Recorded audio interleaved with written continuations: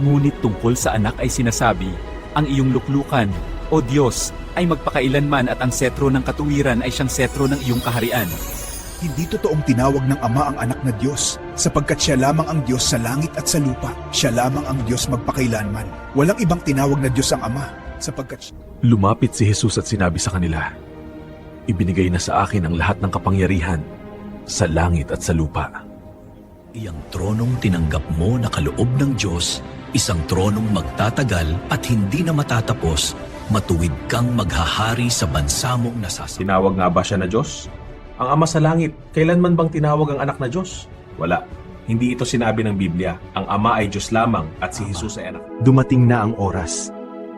Ihayag mo ang kaluwalhatian ng iyong anak upang ang anak ay maipahayag ang iyong kaluwalhatian. At ito ang kahulugan ng buhay na walang hanggan. Makilala ka ng mga tao na ikaw lang ang tunay na Diyos.